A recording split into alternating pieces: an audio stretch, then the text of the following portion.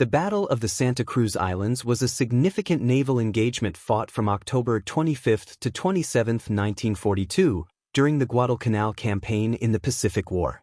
This battle saw the United States Navy face off against the Imperial Japanese Navy in a clash for control of the air and sea around Guadalcanal and its vital airstrip, Henderson Field.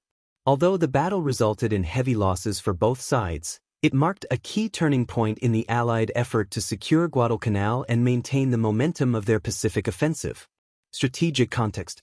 Following the Battle of Midway earlier in 1942, the United States sought to expand its foothold in the Pacific by securing Guadalcanal and its airstrip, Henderson Field, which was under Allied control.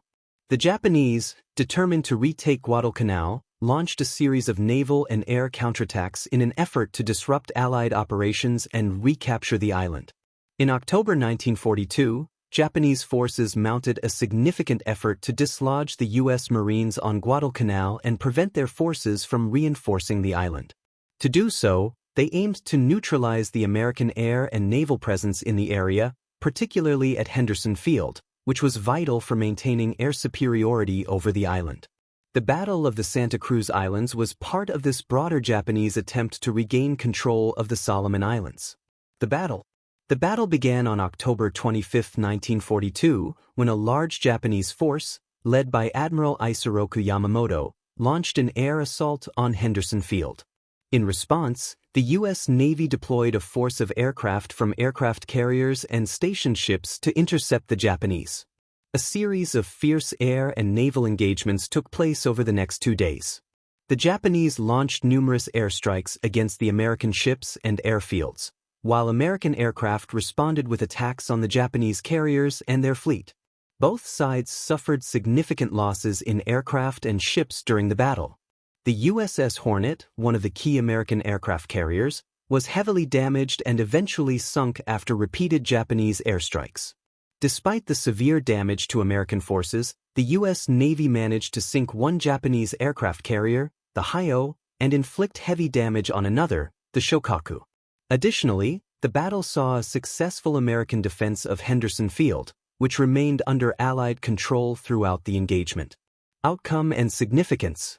The Battle of the Santa Cruz Islands was a tactical victory for the Japanese Imperial Navy in terms of inflicting damage on the American fleet, particularly the loss of the USS Hornet.